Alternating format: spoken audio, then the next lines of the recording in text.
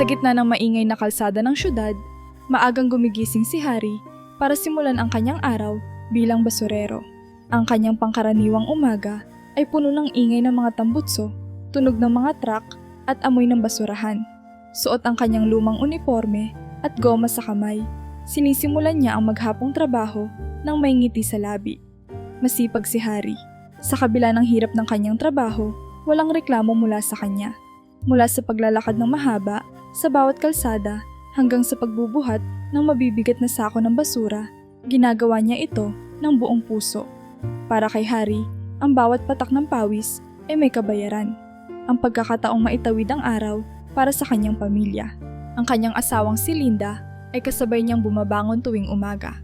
Nagtatrabaho ito bilang labandera sa kanilang barangay para makatulong sa gastusin.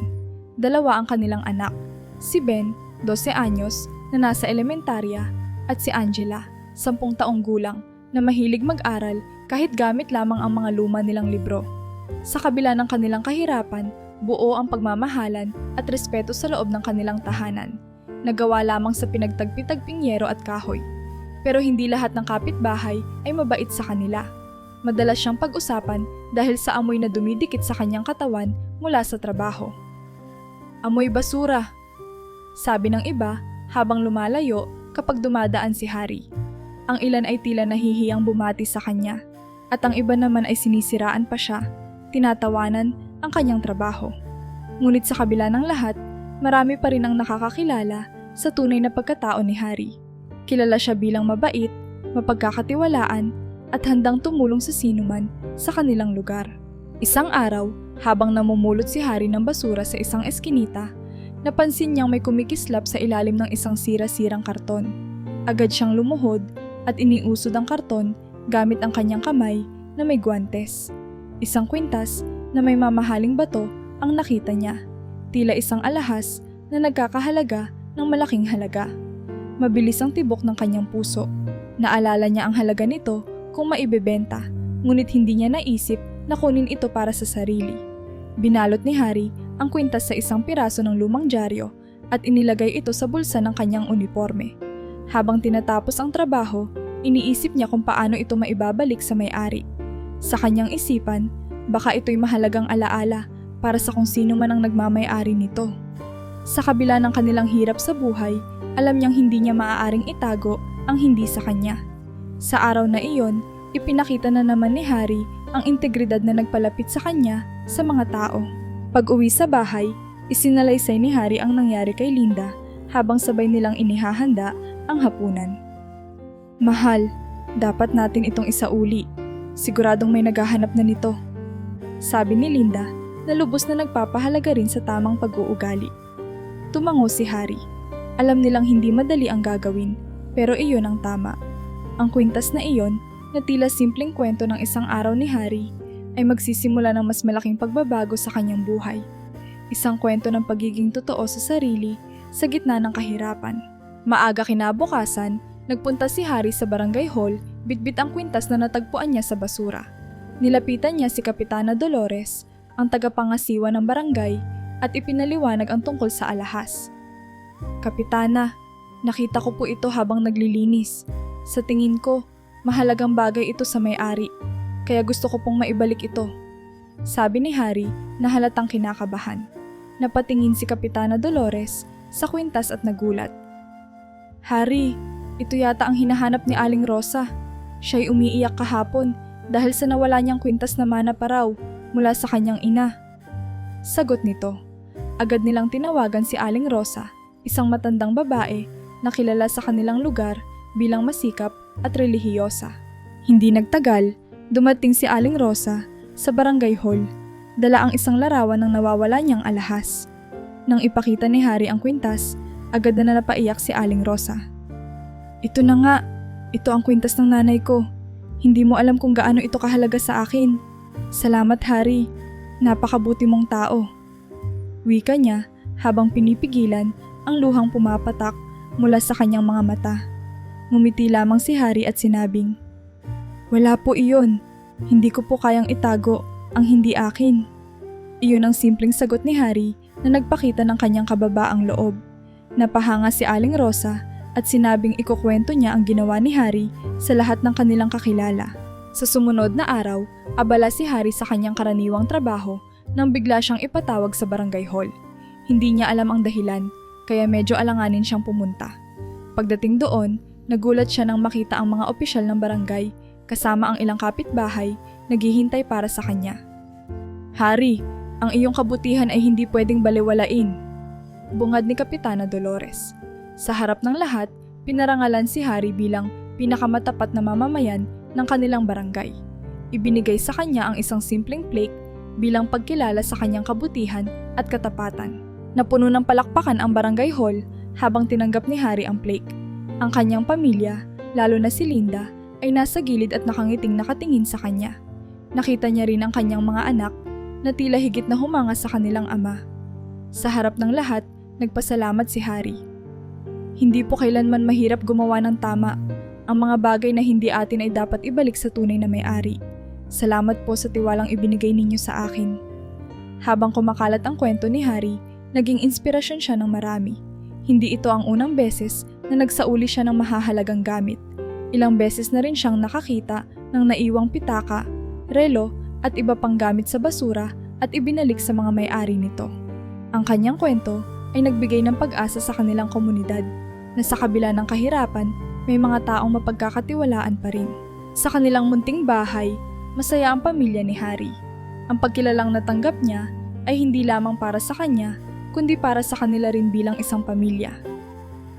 "Mahal, proud na proud ako sa iyo," ani Linda, habang iniabot ang isang tasa ng kape. Tumango si Ben at Angela, na parehas nagsabing gusto nilang maging kasing buti ng kanilang ama balang araw. Ngunit hindi lahat ng tao ay natuwa sa natamo ni Harry. Habang lumalawak ang kanyang kasikatan, unti-unting naglitawan ang mga taong naiinggit sa kanya. May mga nagsasabing ginagawa lang daw ito ni Harry para magpapansin, habang ang iba ay nagbubulong-bulungan na baka may lihim itong motibo. Si Mang Rigor, isang kapitbahay na madalas hindi maganda ang pakikitungo kay Harry, ay isa sa mga nangungunang nagsasabi ng masasama tungkol sa kanya. Sa kabila ng lahat, nanatiling tahimik si Harry. Para sa kanya, ang paggawa ng tama ay sapat na gantimpala anuman ang sabihin ng iba. Ngunit hindi niya alam, ang mga paninira ni Mang Rigor ay magsisimula ng mas malaking problema na susubok sa kanyang pagkatao at sa tiwalang ibinibigay sa kanya ng komunidad. Sa paglipas ng mga linggo, mula nang tanggapin ni Harry ang parangal bilang pinakamatapat na mamamayan, hindi lahat ng tao sa kanilang barangay ay natuwa sa kanyang natamong pagkilala. Isa sa mga ito si Mang Rigor, ang kapitbahay nilang kilalang mapanira at madalas maghanap ng butas sa ibang tao. Madalang lamang ang mga salita ni Mang Rigor na hindi naglalaman ng paninira o pag-aakusa sa iba. Ang pagsikat ni Harry sa komunidad ay tila nagdulot ng inggit sa kanya, kaya't naisip niyang sirain ang mabuting pangalan nito. "Alam mo ba?" bulong niya sa mga kalalakihan sa tindahan. "Itong si Harry, hindi yan ganun kabait tulad ng pinapalabas niya. Sa totoo lang, sinasabi ng mga kapitbahay natin na may nawawalang gamit tuwing dumadaan, yung basurero na yan. Malamang sa basura yan kumukuha ng mga gamit na hindi niya sinasauli." Ang kwentong ito ay mabilis na kumalat sa buong barangay. Ang mga bulong-bulungan ay naging usap-usapan at hindi nagtagal, pati ang negosyo ng asawa ni Harry na si Linda ay naapektuhan. Marami ang hindi na nagpapalaba kay Linda, natatakot na baka raw mawala ang kanilang damit o gamit. Ang kita nilang dati ng maliit ay lalo pang lumiit, dahilan upang sumama ang loob ni Harry. Ngunit sa kabila nito, pinili niyang manahimik at magpatuloy sa trabaho, umaasang lilipas din ang mga paratang. Isang araw, habang nagwawalis si Harry sa kalsada, may dumating na barangay tanod upang siya'y ipatawag sa barangay hall. "Harry, kailangan kang humarap sa lupon ng barangay. May reklamo laban sa'yo," sabi ng tanod. Hindi makapaniwala si Harry, ngunit sumunod siya sa barangay upang malaman kung ano ang nangyayari. Pagdating niya, naroon si Mang Rigor kasama ang ilan pang kapitbahay na tinawag bilang saksi. Agad na nagsalita si Mang Rigor, puno ng galit at paninira. "Kapitana, sigurado ako, itong si Harry ang dahilan kung bakit nawawala ang ilang gamit sa mga bahay dito. Isipin nyo, sa dami ng basura na dinadala niya araw-araw, Baka kung ano-anong mahalagang gamit na rin ang nakukuha niya. Napayo ko si Harry sa bigat ng akusasyon. Hindi siya makapaniwala na may kakayahan si Mang Rigor na magsabi ng ganoon, lalo't wala siyang ginawang masama. Ngunit bago pa man siya makapagsalita, tumayo si Aling Rosa, ang matandang babae na nakatanggap ng kwintas na isinoli ni Harry. Kapitana, walang ibang tao sa barangay na kasing tapat ni Harry. Hindi ko papayagang masira ang pangalan niya ng ganito. Sabay kuha ng mikropono upang ipahayag ang kanyang kwento. Sinundan siya ng iba pang residente na kilala si Harry bilang mabuting tao. Isa-isang nagsalita ang mga ito, kabilang ang mga dati niyang natulungan. Ang testimonya nila ay malinaw na nagpapakita ng kabutihan ni Harry at nagpapatunay na hindi totoo ang mga paratang ni Mang Rigor. Sa huli, nagdesisyon si Kapitana Dolores na pumanig kay Harry. Mang Rigor, malinaw sa lahat ng ebidensya at testimonya na walang kasalanan si Harry. Ang mga ganitong akusasyon ay hindi kailanman makakatulong sa komunidad natin. Kayo ang dapat humingi ng paumanhin. Walang nagawa si Mang Rigor kundi humingi ng tawad. Pasensya na, Harry, ani Mang Rigor habang nakatungo. Nadala lang ako ng inggit. Pasensya na kung nasaktan kita at ang pamilya mo. Bagamat tinanggap ni Harry ang paumanhin, hindi na naibalik ang tiwala ng mga tao kay Mang Rigor. Ang kanyang pagiging mapanira ay tuluyang nagdulot ng paglayo ng mga kapitbahay at maging ang kanyang mga kaibigan ay nagsimulang mag-ingat sa pakikitungo sa kanya. Sa kabilang banda, bumalik ang sigla sa pamilya ni Harry. Ang mga tao sa barangay ay nagkaisa upang ipakita ang kanilang suporta sa kanya at kay Linda. Unti-unti, bumalik ang mga parokyano sa negosyo ni Linda at muling naramdaman ng kanilang pamilya ang init ng pagmamahal ng komunidad. Ngunit sa kabila ng pagwawagi sa pagsubok na ito, alam ni Harry na marami pang hamon ang darating sa kanilang buhay. Isa na rito ang isang hindi inaasahang pagkikita na babago sa takbo ng kanyang tadhana. Isang mainit na hapon, abala si Harry sa kanyang pangkaraniwang gawain. Sa kabila ng maalikabok na lansangan at init ng araw, nagpatuloy siya sa pag-ikot sa kanilang lugar upang tipunin ang mga basura. Sanay na siya sa ganitong buhay. Ang amoy ng nabubulok na pagkain, mga sirang gamit, at ang bigat ng mga sako ay hindi na bago sa kanya. Ngunit sa araw na ito, isang kakaibang tagpo ang magbabago sa kanyang mundo. Habang nagwawalis si Harry sa isang eskinita na bihirang madaanan ng tao, napansin niya ang isang munting figura sa lilim ng isang sira-sirang pader. Isang batang babae ang nakaupo, yakap ang kanyang mga tuhod at tila nanginginig. Dumaan siya malapit dito at pansamantalang tumigil upang tingnan ito ng mabuti. Mukhang pagod at gutom ang bata at ang kanyang mga mata ay puno ng takot. "Hay, iha!" Bati ni Harry, pilit pinapakalma ang kanyang boses. "Ayos ka lang ba dyan? Nasaan ang mga magulang mo?" Tumingin ang bata sa kanya, nag-aatubiling magsalita.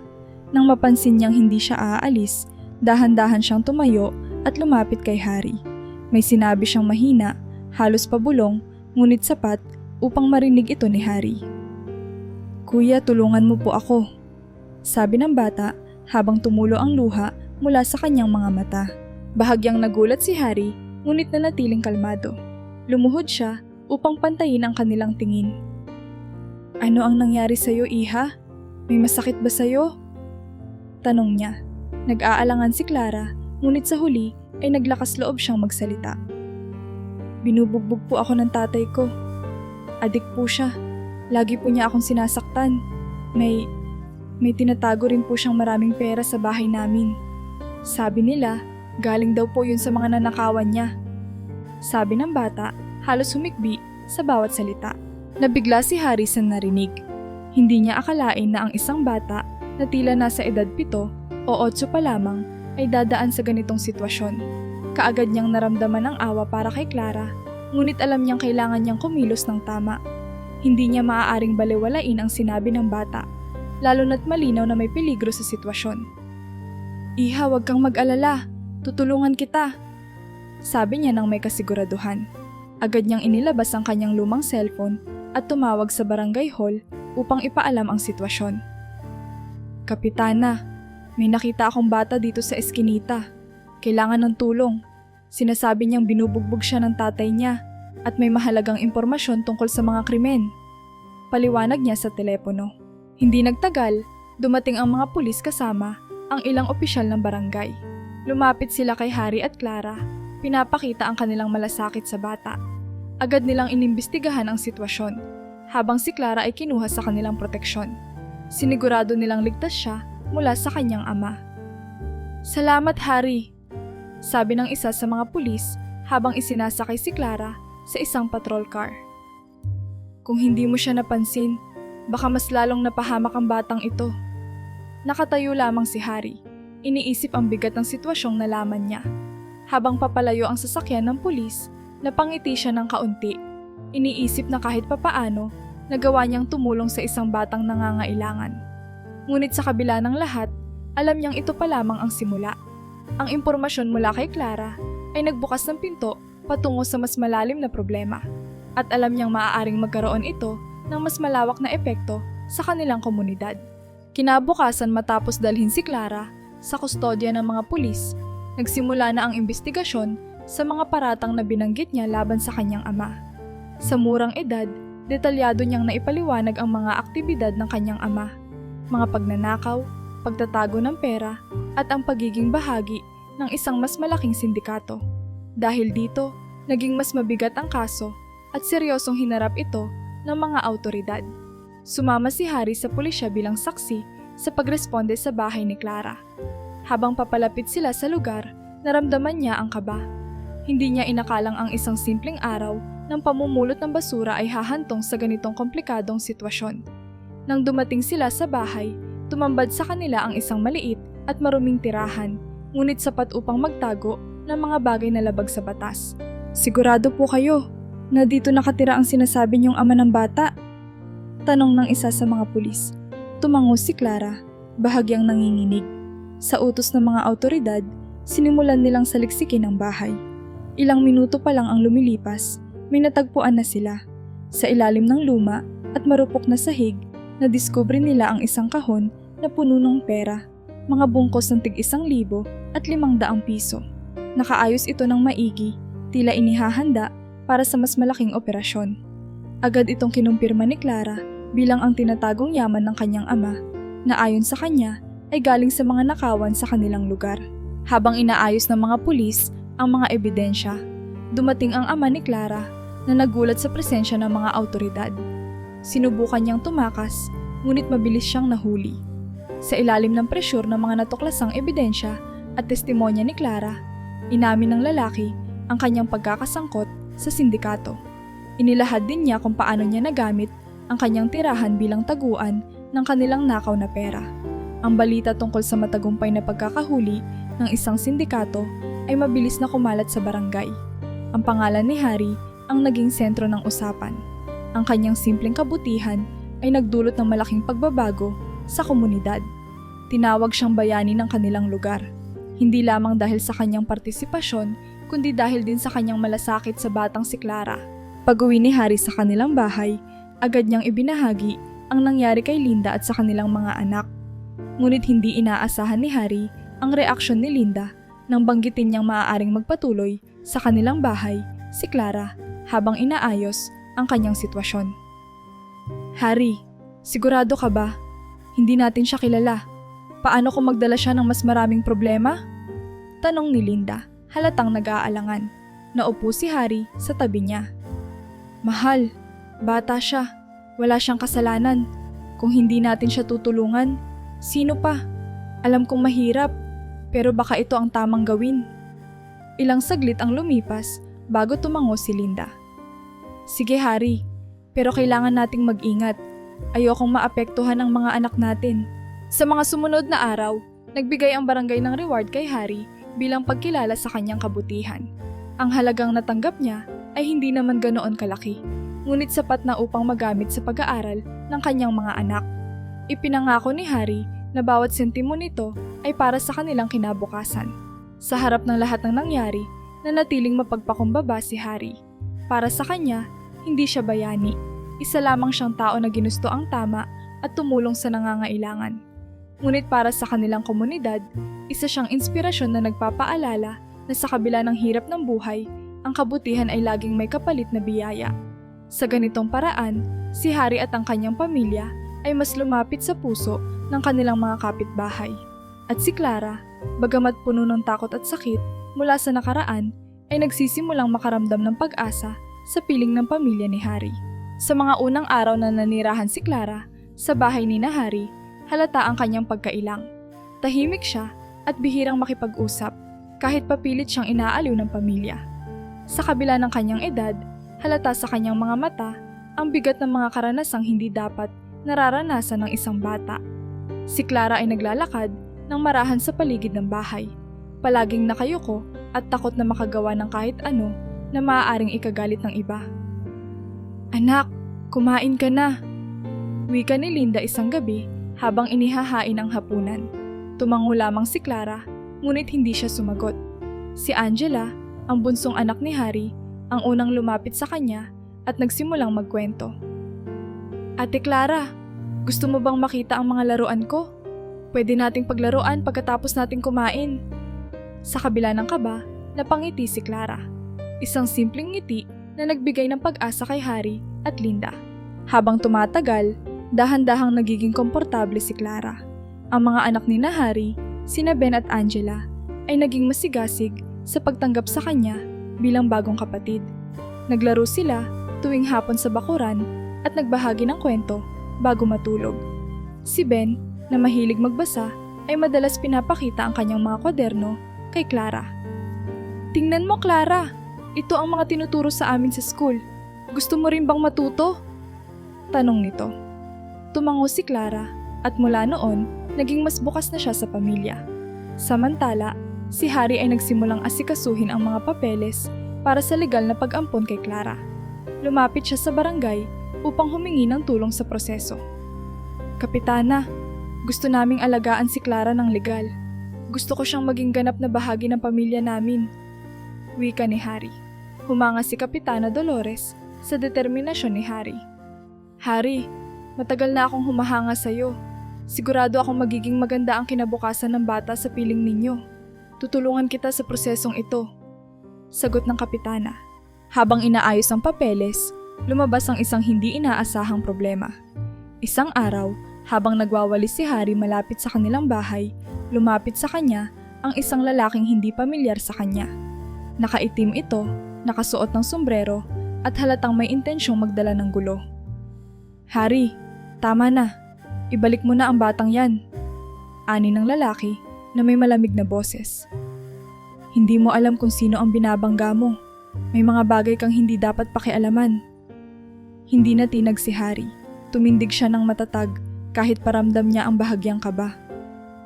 "Hindi ko hahayaang bumalik siya sa buhay na puno ng takot at panganib. Kung sa tingin mo matatakot mo ako, nagkakamali ka." Sagot niya ng buo ang loob. Tumalikod ang lalaki pero hindi ito nagtagumpay sa pananakot kay Harry. Agad na ipinagbigay alam ni Harry ang insidente sa mga pulis na nangakong patuloy na babantayan ang kaligtasan ni na Clara at ng kanyang pamilya. Sa kabila ng banta, nanatiling buo ang loob ni Harry at ng kanyang pamilya na alagaan si Clara. Makaraan ng ilang linggo, tuluyan nang naaprubahan ang legal na ampon ni na Harry kay Clara.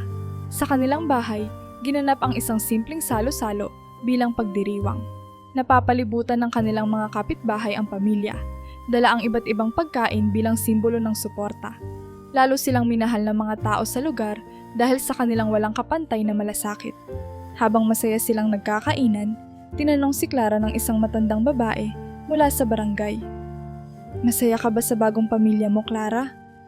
Ngumiti ang bata, malaki at taos puso, sabay sabing, "Opo, masayang masaya po. Para na rin po silang totoong nanay, tatay, at mga kapatid ko." Hindi maipaliwanag ang kasiyahan sa puso ni Harry at Linda nang marinig ito. Sa wakas, naging buo ang kanilang pamilya at nahanap ni Clara ang kalinga na matagal na niyang hinahanap. Sa kabila ng lahat ng pagsubok at panganib na dumaan, isang masayang pagsisimula ang naghihintay sa bagong pamilya ni Harry.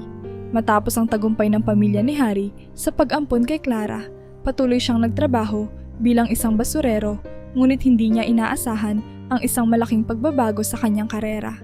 Isang araw, tinawag siya ni Kapitana Dolores sa barangay hall para sa isang mahalagang anunsyo. "Harry, Dahil sa hindi matatawarang serbisyo mo sa ating komunidad at sa kabutihang ipinakita mo, napagdesisyonan naming irekomenda ka bilang supervisor ng lahat ng garbage collector sa syudad. Wika ni Kapitana Dolores na puno ng ngiti. Nabigla si Harry. Hindi niya inakalang mapapansin ang kanyang dedikasyon sa trabaho. Kapitana, maraming salamat po sa tiwala. Gagawin ko po ang lahat para magampanan ang tungkulin. Sagot niya ng may pagpapakumbaba. Bilang supervisor, sinimulan ni Harry ang unang araw sa posisyon sa pamamagitan ng obserbasyon. Napansin niya kaagad ang ilang problema sa sistema ng pamamahala ng basura. May mga truck na hindi regular na pumapasok, mga lugar na hindi naaabot ng koleksyon, at mga tauhang tila hindi siniseryoso ang kanilang tungkulin. Ngunit ang pinakanakabahala kay Harry ay ang halatang pagkakaroon ng katiwalian sa opisina. May mga dokumentong hindi tumutugma at may pondo para sa maintenance na tila nawawala.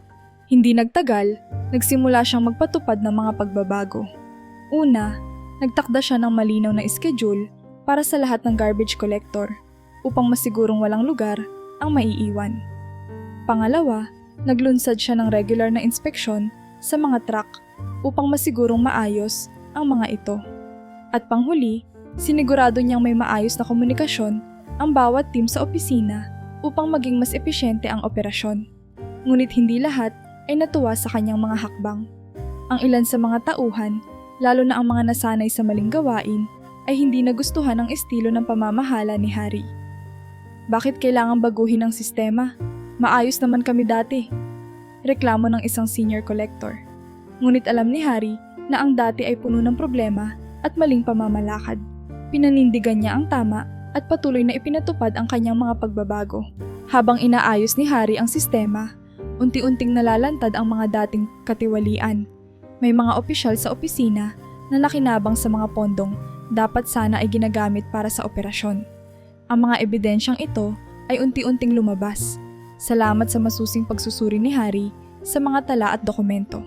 Dahil dito, nagkaroon ng malaking gulo sa opisina. May mga tauhan na nagalit kay Harry at sinubukang sirain ang kanyang pangalan. Ginagamit lang niya ang posisyon niya para sumikat. Bulong ng ilan. Ang iba naman ay sinadyang hindi sundin ang kanyang mga utos upang ipakita na hindi siya epektibong leader. Ngunit sa kabila ng mga pagsubok, nanatiling matatag si Harry. Ito po ang tama. Madalas niyang sabihin sa mga kasamahan. Kung gusto nating maging maayos ang serbisyo, kailangan nating tanggalin ang mga maling gawain. Unti-unti, nakumbinsi niya ang mga tauhan na may malasakit sa trabaho na suportahan ang kanyang mga plano. Sa huli, ang mga opisyal na sangkot sa katiwalian ay natanggal sa kanilang posisyon. Sa tulong ng mga awtoridad at mga kapwa-empleyado na naniniwala kay Harry na ayos ang sistema ng pamamahala. Ang mga garbage collector ay naging mas episyente, ang mga truck ay maayos ng ginagamit, at ang mga residente ay napansin ang malaking pagbabago sa kanilang komunidad. Nakikita ko ang kaibahan, Harry, sabi ni Kapitana Dolores sa kanya isang araw. Mas malinis na ang mga kalsada at mas maayos na ang serbisyo. Salamat sa malasakit mo. Hindi maipaliwanag ang saya ni Harry. Sa wakas, nagbunga ang lahat ng kanyang hirap. Masaya rin ang kanyang pamilya, lalo na't nagiging inspirasyon si Harry sa kanilang lugar. Sa kabila ng mga hamon, pinanindigan niya ang tama at napatunayan na ang kabutihan, disiplina at dedikasyon ay maaaring magdala ng tunay na pagbabago. Lumipas ang ilang buwan mula nang maayos ni Harry ang sistema ng pamamahala ng mga garbage collector. Unti-unting naging mas payapa ang kanyang buhay. Ang mga residente sa kanilang barangay ay naging mas malapit sa kanya, lalo na't nakikita nila ang kanyang malasakit sa trabaho at sa pamilya.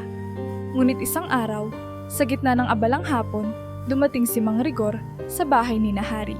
Halata ang pag-aalangan sa mukha ni Mang Rigor habang nakatayo sa harapan ng kanilang pintuan. Kumatok siya ng marahan, tila hindi sigurado kung tatanggapin siya ng pamilyang minsan niyang siniraan. Nang pagbuksan siya ni Harry, napansin agad nito ang lungkot at pagod sa mukha ng matandang lalaki. Harry, bungad ni Mang Rigor, sabay bitaw ng malalim na buntong hininga. Pasensya na kung biglaan akong dumating, pero kailangan ko ng tulong mo. Nagulat si Harry, ngunit sa halip na magalit, nanatili siyang kalmado. Ano ang nangyari, Mang Rigor? Tanong niya. Umupo si Mang Rigor sa upuang inialok ni Harry at sinimulan ang kanyang kwento. Ang anak ko, si Kaloy, napasama sa masamang bisyo. Hindi ko alam kung saan ako nagkulang, pero nalaman ko na lang na gumagamit na siya ng droga. Harry, hindi ko na siya kayang pigilan. Ayokong tuluyang masira ang buhay ng anak ko. Wala akong ibang malapitan kundi ikaw. Napatigil si Harry sa narinig.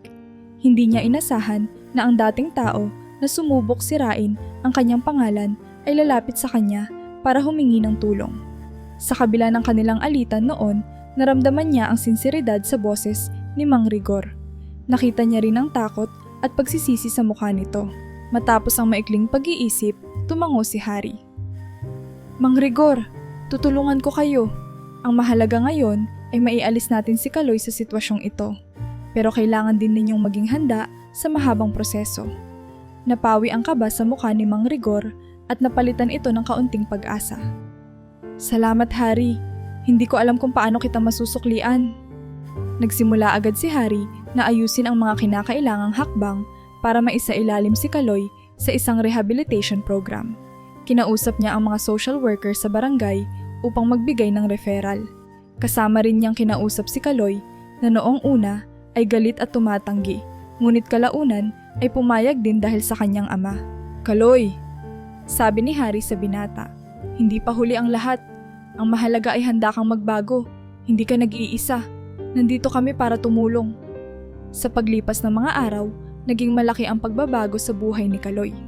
Sa tulong ng programang pangrehabilitasyon at suporta ng kanyang ama, unti-unti niyang binitiwan ang masamang bisyo. Habang nanunumbalik ang sigla ni Kaloy, mas napalapit siya sa kanyang pamilya. Si Mang Rigor naman ay halos araw-araw nagpapasalamat kay Harry sa hindi pagsuko sa kanila. Harry, hindi ko akalaing tutulong ka pa rin sa kabila ng mga ginawa ko noon. Sabi ni Mang Rigor isang araw. Kahit paano, natuto akong huwag maging mapanghusga. Salamat sa pagbukas ng pintuan mo sa akin at sa anak ko. Ngumiti si Harry. Mang Rigor, lahat tayo ay may pagkakataong magbago. Hindi na mahalaga ang nakaraan. Ang mahalaga ay kung paano natin itutuwid ang mga mali. Ang kwento ng pagtulong ni Harry kay Mang Rigor ay mabilis na kumalat sa kanilang barangay. Maraming tao ang muling nagtiwala kay Mang Rigor na noon ay kilala bilang mapanira at mayabang. Ngayon, nakita nila ang isang ama na handang gawin ang lahat para sa kanyang anak at ang isang tao na marunong humingi ng tawad at magpakumbaba. Naging simbolo ang pagkakaayos ni Harry at Mang Rigor ng pagkakaisa at pagbabago sa kanilang komunidad. Sa huli, hindi lamang si Kaloy ang nabago, kundi pati ang imahe ni Mang Rigor na unti-unting bumalik ang respeto at tiwala ng mga tao. Para kay Harry, isa na naman itong patunay na ang kabutihan ay may kakayahang magdulot ng positibong pagbabago, kahit sa mga taong minsang nagkamali. Isang maaliwalas na umaga, habang nag-aalmusal ang pamilya ni Harry, may biglang kumatok sa kanilang pintuan. Tumayo si Harry upang buksan ito at tumambad sa kanya ang isang babaeng hindi pamilyar. Nakasuot ito ng simpleng damit at halatang naglakbay ng malayo. Nakatayo siya ng tahimik, tila hindi alam kung paano sisimulan ang nais sabihin. Ano pong maitutulong namin sa inyo? Tanong ni Harry nang may paggalang, bagamat dama ang kaba sa biglaang pagdating ng bisita. Magandang umaga po, sagot ng babae, tila nanginginig ang boses. Ako po si Melissa, at ako ang tunay na ina ni Clara. Napahinto si Harry at tila bumagal ang oras. Ang biglang paglitaw ng babaeng ito ay isang bagay na hindi niya inaasahan. Tumayo si Clara sa likod ni Harry at nang marinig ang sinabi ng babae, agad na nagkubli sa likuran ng kanyang amain. Tatay Harry, sino siya? Tanong ng bata habang hinahawakan ang laylayan ng kanyang kamiseta. Pinalapit ni Harry si Linda at pinapasok nila si Melissa sa loob ng bahay. Umupo ito sa kanilang mesa, halatang alangan at nahihiya sa kanilang presensya. Sa katahimikan ng sandaling iyon, nagsimulang magkwento si Melissa. Si Clara po ay anak ko. Simula ni Melissa habang ang mga luha ay unti-unting pumapatak. Mahal na mahal ko siya, pero iniwan ko siya noon dahil sa hirap ng buhay. Ayon kay Melissa, nagmula siya sa probinsya at nagkaroon ng anak ng maaga. Naging mahirap ang kanyang buhay matapos iwan ng ama ni Clara. At dahil sa kawalan ng suporta, napilitan siyang lumuwas sa Maynila upang maghanap ng trabaho. Ngunit sa halip na magtagumpay, nabaon siya sa utang at napilitan siyang ipaubaya ang bata sa kanyang asawa, ang lalaking naging ama-amahan ni Clara. Hindi niya inakala na mapapabayaan ito sa ganoong paraan. Wala akong lakas ng loob noon na bumalik sa kanya. Dagdag niya. Pero nang mabalitaan ko kung ano ang nangyari, sinubukan kong maghanap ng paraan para maitama ang pagkakamali ko. Hindi ko na kaya pang magsinungaling sa sarili ko. Gusto kong makasama ulit ang anak ko. Bagamat damang-dama ni Harry ang sinseridad sa boses ni Melissa, alam niyang hindi ito simpleng usapin. Melissa, naiintindihan ko ang pinanggagalingan mo. Wika ni Harry. Pero si Clara ay bahagi na ng pamilya namin. Kailangan nating gawin ang nararapat para sa ikabubuti niya. Napagkasunduan nilang idulog ang usapin sa korte. Sa kabila ng paninindigan ni Melissa bilang ina ni Clara, pinatunayan ni Harry at Linda sa korte na mas ligtas ang bata sa kanilang pangangalaga. Isinalaysay nila ang pagmamaltrato na naranasan ni Clara mula sa kanyang ama-amahan, pati na rin ang magandang buhay na naibigay nila sa bata mula nang sila ang nag-ampon dito. Si Clara mismo ang nagsabi sa hukom na gusto niyang manatili kasama si Harry at ang kanyang pamilya. Pagkatapos ng ilang linggong pagdinig, nagpa siya ang korte na mananatili si Clara sa pamilya ni Harry. Bagamat masakit para kay Melissa, tinanggap niya ang desisyon. Sa huli, lumapit siya kay Harry at kay Clara upang magpaalam. Harry, salamat sa pag-aalaga sa anak ko, sabi ni Melissa habang umiiyak. Hindi ko maitatama ang lahat ng pagkakamali ko, pero nangangako akong babalik ako sa probinsya at aayusin ang buhay ko. Sana, sa tamang panahon, mapatawad ako ni Clara. Pagkatapos ng lahat, bumalik si Melissa sa kanilang probinsya. Ipinangako niyang magsusumikap upang muling buuin ang kanyang buhay. Bagamat malayo siya, ipinadala niya ang ilang sulat at litrato kay Clara, nagpapahiwatig ng kanyang patuloy na pagmamahal sa anak. Samantala, si Clara ay nagpatuloy sa kanyang bagong buhay kasama ang pamilya ni Harry. Sa piling nila, natutunan niyang muling ngumiti at magtiwala. Hindi na siya takot sa kanyang nakaraan at mas bukas na siya sa mga posibilidad ng mas magandang kinabukasan. Sa bawat araw na lumilipas, mas ramdam niya ang pagmamahal ng pamilyang nag-ampon sa kanya. Bagamat masalimuot ang naging kwento ng kanyang pagkabata, ang bagong kabanata sa buhay ni Clara ay puno ng pag-asa at kasiyahan. Sa wakas, natagpuan niya ang tahanang hinahanap niya at natutunan niyang tanggapin ang lahat ng bahagi ng kanyang kwento, kasama na ang mga sugat na unti-unting naghihilom. Ang mga pagbabago sa buhay ni Harry at ng kanyang pamilya ay unti-unting naging malinaw sa mata ng kanilang komunidad. Mula nang maging supervisor ng lahat ng garbage collector sa syudad, mas naging maayos ang kanilang pamumuhay. Ang dati nilang bahay na gawa sa pinagtagpi-tagping kahoy at yero ay napalitan ng mas matibay na istruktura, salamat sa kanyang mas maayos na kita. Ang mga tao sa barangay ay napansin din ang kakaibang sigla sa kanilang pamilya. Isang masayang aura na nagmumula sa tagumpay, pagmamahalan at pagkakaisa. Alam mo, Harry, wika ni Kapitana Dolores, isang araw, malayo na ang narating mo mula nang una kitang makilala bilang basurero. Ngayon, ikaw ang isa sa mga dahilan kung bakit mas maayos na ang kalagayan ng ating barangay. Napangiti si Harry, ngunit nanatiling mapagkumbaba. Para sa kanya, ang tunay na tagumpay ay hindi lamang nakikita sa material na yaman, kundi sa mga positibong pagbabagong na idudulot niya sa kanyang paligid. Isang hapon, habang abala si Linda sa paglalaba, napansin niyang may grupo ng mga tao na dumarating sa kanilang bahay.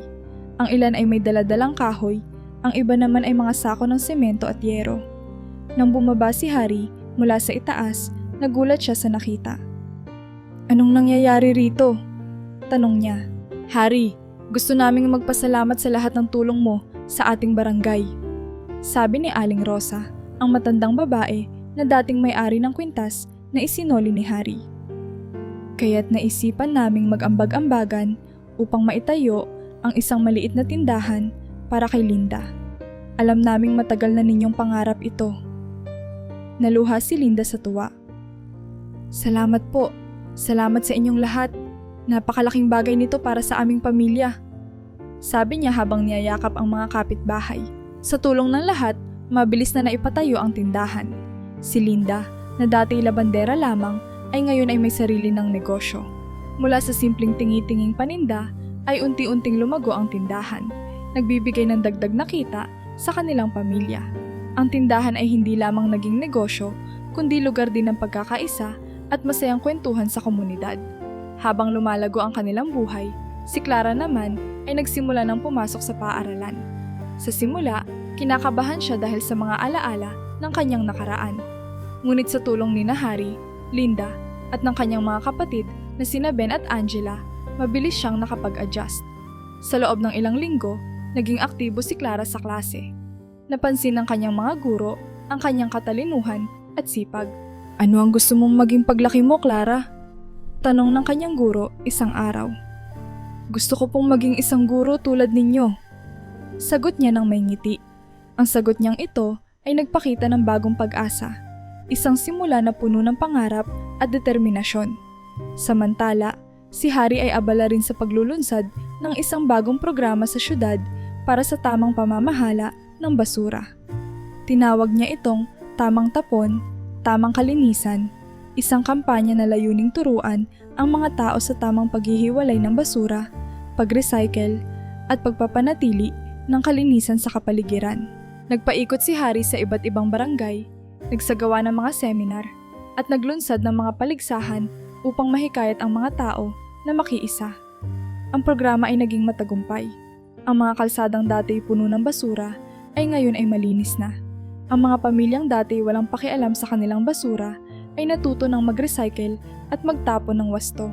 Ang mga pagbabagong ito ay nagbigay ng malaking epekto hindi lamang sa kanilang barangay kundi sa buong syudad. Mas naging maayos ang kalinisan at pati ang mga opisyal ng lungsod ay napansin ang kahusayan ng kampanya ni Harry. "Ang laki ng naitulong ng proyektong ito," sabi ng isang konsehal. Ang simpleng ideya ay nagdulot ng malinis at maayos na kapaligiran para sa lahat. Sa gitna ng lahat ng ito, nanatiling buo at masaya ang pamilya ni Harry. Ang tindahan ni Linda ay patuloy na nagbibigay ng karagdagang kita. Si Clara ay unti-unting nagkakaroon ng tiwala sa sarili.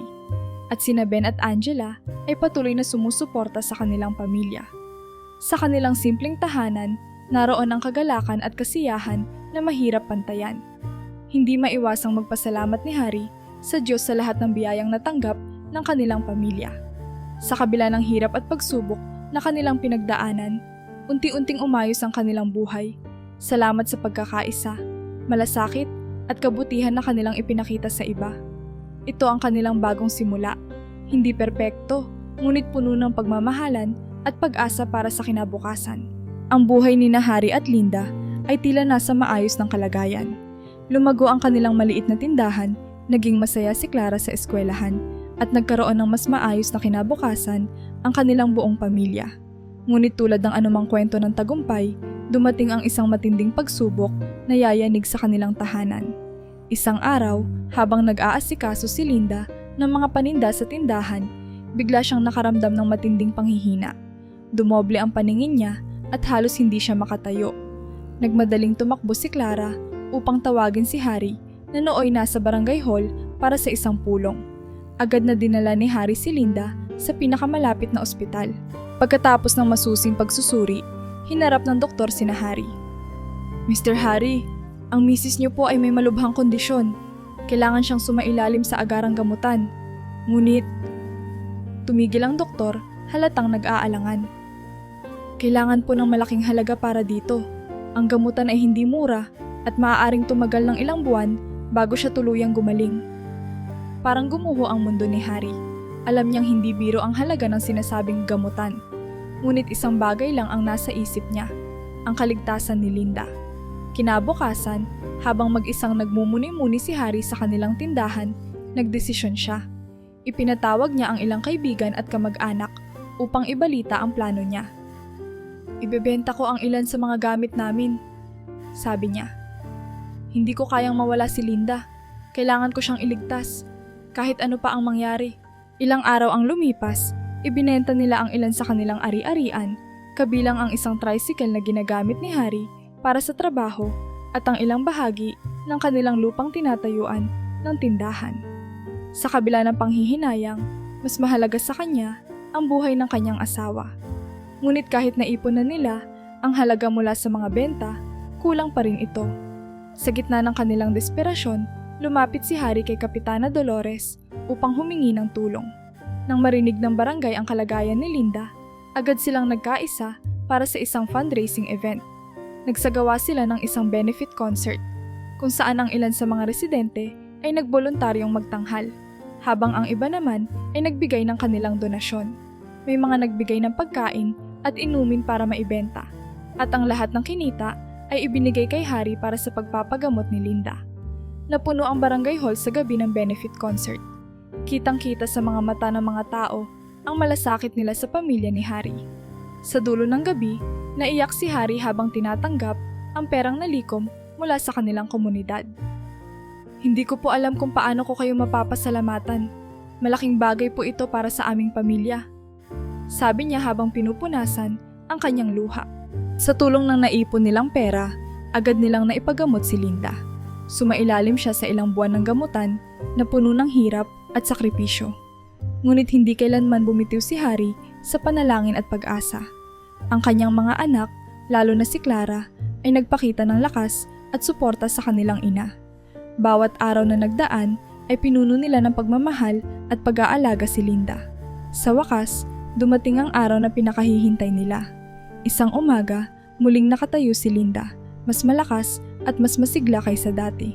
Sinabi ng doktor na gumaling na siya mula sa kanyang sakit, bagamat kailangan pa rin niyang mag-ingat at alagaan ang kanyang kalusugan.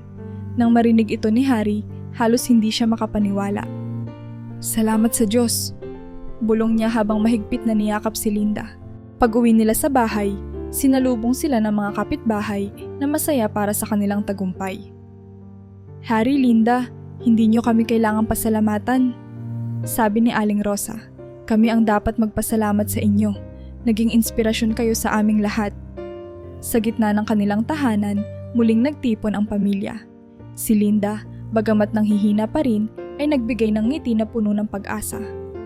"Harry, salamat sa hindi mo pagsuko," wika niya habang hawak ang kamay ng asawa. "Lahat ng ginawa mo ay patunay kung gaano mo kamahal ang pamilya natin." Sa kabila ng pagsubok na kanilang pinagdaanan, mas lalong tumibay ang pagmamahala ng pamilya ni Harry.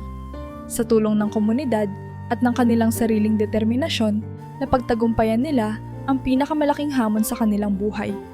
Alam nilang marami pang pagsubok ang darating, ngunit sigurado silang anumang hirap ay kaya nilang harapin ng magkasama. Isang buwan matapos gumaling si Linda, bumalik ang katahimikan sa pamilya ni Harry.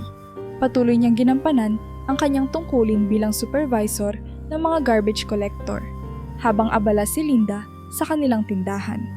Si Clara, Ben, at Angela naman ay masayang nag-aaral, puno ng inspirasyon mula sa mga sakripisyo ng kanilang mga magulang. Isang umaga, nakatanggap si Harry ng liham mula sa opisina ng alkalde ng kanilang syudad. Hindi niya agad maintindihan ang laman nito, kaya binasa niya ng mas maigi. Ang nilalaman ay isang imbitasyon para sa kanya. Gagawaran siya ng parangal bilang most outstanding citizen ng syudad, bilang pagkilala sa kanyang natatanging kontribusyon sa komunidad. "Harry, ito na yata ang pinakamalaking karangalan na natanggap mo," sabi ni Linda habang hinahaplos ang balikat ng asawa. "Karapat-dapat ka dyan, hindi lang para sa sarili mo, kundi para sa lahat ng natulungan mo." Bagamat kinakabahan, napangiti si Harry. Hindi siya sanay sa ganitong uri ng atensyon, ngunit alam niyang ito ay simbolo ng lahat ng pagsisikap at kabutihan na ginawa niya sa kanilang lugar. Dumating ang araw ng seremonya. Ang bulwagan ng City Hall ay napuno ng mga tao, mga opisyal ng gobyerno, mga residente ng barangay, at ang mga kapwa garbage collector na naging katuwang ni Harry sa trabaho. Ang kanyang pamilya ay naroroon din. Lahat ay nakangiti habang nakatingin sa kanilang haligi ng tahanan. Ang entablado ay pinalamutian ng mga bulaklak at mga banderitas. Sa gitna nito ay ang mayor ng syudad na may hawak na plakeng inihanda para kay Harry. Ngayong araw, binibigyan natin ng pagkilala ang isang taong nagpakita ng hindi matatawarang dedikasyon, kabutihan at pagmamalasakit sa ating komunidad. Si Ginoong Harry ay hindi lamang naging ehemplo ng sipag at tiyaga, kundi naging inspirasyon din para sa ating lahat. Isang masigabong palakpakan para sa kanya. Sa gitna ng palakpakan, tinawag si Harry upang tanggapin ang kanyang parangal. Habang umaakyat siya sa entablado, ramdam niya ang bigat ng tingin ng lahat. Ngunit ang bawat hakbang ay puno ng pagmamalaki at pasasalamat. Pagkatanggap ng plaque, ibinigay sa kanya ang mikropono upang magbigay ng pananalita. Ngunit bago siya makapagsalita, biglang lumapit si Clara sa entablado. Hawak ang isang maliit na papel, humarap ang bata sa mga tao. Gusto ko lang pong sabihin kung gaano kabuti ang tatay ko. Simula ni Clara, ang boses ay puno ng emosyon. Si Tatay Harry po ang nagligtas sa akin sa pinakamadilim na bahagi ng buhay ko. Hindi po siya tumigil sa pagtulong kahit hindi niya ako kadugo. Tinuruan niya po ako kung paano magmahal at magtiwala ulit. Kung may taong nararapat sa parangal na ito, siya po iyon. Napaluha si Harry habang pinapanood ang anak na nagkukuwento sa harap ng madla. Ang mga tao ay tahimik na nakikinig at ilang sandali pa, narinig ang masigabong palakpakan mula sa lahat ng naroroon. Pagkatapos ni Clara, tumayo si Harry upang magpasalamat. Hindi ko po akalaing mararating ko ang araw na ito. Sabi niya, ang lahat ng ito ay hindi lang dahil sa akin. Kung wala po ang suporta ng pamilya ko at ng ating komunidad, hindi ko magagawa ang mga bagay na ito. Gusto ko pong pasalamatan ang bawat isa sa inyo na tumulong sa amin, lalo na noong mga panahong sinusubok kami ng buhay. Para po sa akin, ang karangalang ito ay hindi lamang para sa akin, kundi para sa ating lahat. Naramdaman ng lahat ang sinseridad sa mga salita ni Harry.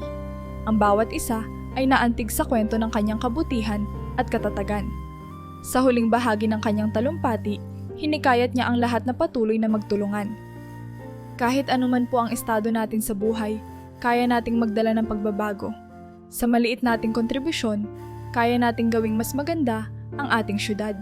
Ang seremonya ay nagtapos sa masigabong palakpakan. Habang bumababa si Harry sa entablado, marami ang lumapit upang magpaabot ng pagbati. Ang kanyang mga kapwa garbage collector ay proud na proud sa kanilang leader, habang ang kanyang pamilya ay yumakap sa kanya ng mahigpit. Sa mga susunod na araw, naging bukang bibig si Harry sa buong syudad. Ang kanyang kwento ay nagsilbing inspirasyon sa lahat na gumawa ng kabutihan, anuman ang hamon ng buhay. Sa kanyang simpleng paraan, napatunayan niyang ang kabutihan ay hindi lamang para sa sarili, kundi para sa ikabubuti ng lahat. Lumipas ang maraming taon at unti-unting nagbago ang takbo ng buhay ng pamilya ni Harry. Sa bawat hamon na kanilang hinarap, mas tumibay ang kanilang pagkakaisa at pagmamahalan. Ang munting tahanan na minsang puno ng pagsubok ay ngayon nagmistulang pugad ng kasiyahan at tagumpay. Si Clara, ang batang minsang natagpuan ni Harry sa eskinita, ay ngayon ay isa ng ganap na abogado. Matapos ang maraming taon ng pagsisikap sa pag-aaral, natupad niya ang kanyang pangarap na maging tagapagtanggol ng mga naaapi. Hindi lamang siya magaling na abogado, ngunit kilala rin siya sa syudad bilang isang tao na may malasakit sa mga walang boses sa lipunan. Tatay Harry, sabi ni Clara isang gabi habang magkasama silang kumakain sa hapag. Hindi ko mararating ang kinalalagyan ko ngayon kung hindi dahil sa inyo ni Nanay Linda. Salamat po sa lahat ng sakripisyo ninyo. Ngumiti si Harry, puno ng pagmamalaki para sa kanyang anak na minsang naligaw, ngunit ngayon nagbibigay ng liwanag sa iba. Samantala, sina Ben at Angela naman ay nagkaroon na ng sariling pamilya. Si Ben ay nagtrabaho bilang isang guro, habang si Angela ay naging nurse. Ang kanilang mga anak ay madalas bumisita sa bahay ni na Harry at Linda, na ngayon mas kilala bilang Lolo Harry at Lola Linda. Ang kanilang tahanan, na minsan ay puno ng hirap, ay ngayon puno ng tawanan ng mga apo na tumatakbo sa paligid. Lolo, kwentuhan niyo po kami ulit ng mga nangyari noong kayo pa ang basurero. Sabi ng isa sa mga apo ni Ben habang hinahabol ang kapatid nito. Si Harry, na hawak ang tasa ng kape, ay tumawa. Hay nako, kung alam niyo lang, hindi naging madali ang lahat. Sagot niya, ngunit sa likod ng kanyang tinig ay naroon ang saya ng isang buhay na puno ng saysay. Ang syudad na dati ay puno ng basura at magulo ay ngayon ay kinikilala na bilang isa sa pinakamalinis at pinakamaayos sa bansa. Ang programang sinimulan ni Harry noon ay nagpatuloy at pinalawig ng mga bagong opisyal ng syudad. Ang bawat barangay ay mayroong sistema ng tamang pamamahala ng basura at ang mga residente ay natutong magkaisa para sa kalinisan at kaayusan. Sa gitna ng mga parangal at pagkilala na natanggap ng kanilang syudad, laging binabanggit ang pangalan ni Hari. Kung hindi dahil kay Ginoong Hari, hindi natin mararating ang ganitong estado, sabi ng mayor sa isang event ng syudad. Ngunit sa tuwing naririnig ito ni Hari, napapailing siya. Para sa kanya, ang tagumpay ay hindi lamang dahil sa kanya, kundi dahil sa pagkakaisa ng buong komunidad. Sa kabila ng tagumpay, nanatiling simple ang buhay ng pamilya ni Hari. Hindi sila nabighani sa karangyaan. Mas pinili nila ang isang tahimik na buhay na puno ng pagmamahalan. Ang kanilang munting tindahan ay nanatili sa kanto, hindi lamang bilang negosyo, kundi bilang simbolo ng kanilang pinagmulan. Ang kanilang tahanan ay nanatiling bukas para sa mga nangangailangan, tulad ng ginawa nila para kay Clara noon. Isang gabi, habang nakaupo si Hari sa harap ng kanilang bahay, tinitingnan niya ang maliwanag na buwan at malamig na simoy ng hangin. Dumating si Linda at naupo sa tabi niya. "Hari, naisip mo ba noon na darating tayo sa ganitong punto?" Tanong ni Linda. "Hindi ko inasahan," sagot ni Hari. "Pero hindi rin ako tumigil sa pag-asa. Alam kong ang Diyos ay may plano para sa atin." Tiningnan niya ang kanilang mga anak at apo na masayang nagkukwentuhan sa loob ng bahay. "Alam mo, Linda," dagdag niya, "kung may natutunan ako sa lahat ng pinagdaanan natin, iyon ay ang halaga ng pagtitiwala sa Diyos at sa mga tao sa paligid natin. Hindi natin mararating ito kung hindi dahil sa kanila." Sa wakas, tumayo si Hari at tumingin sa kanilang tahanan. Ang lahat ng hirap at pagsubok na kanilang pinagdaanan ay naging bahagi ng kanilang kwento. Isang kwento ng pag-asa, kabutihan, at pagmamahalan. Sa gabing iyon, tinapos ni Hari ang kanyang araw sa isang taimtim na panalangin. "Salamat po, Diyos, sa lahat ng biyaya. Salamat sa mga taong naging bahagi ng aming buhay. Hindi namin ito narating ng mag-isa. Kayo po ang aming naging gabay mula sa simula." At sa kanilang tahanan, na puno ng pagmamahal at kasiyahan, nagsimula na naman ang isang simpleng araw. Isang araw na puno ng pasasalamat para sa lahat ng biyayang natanggap nila.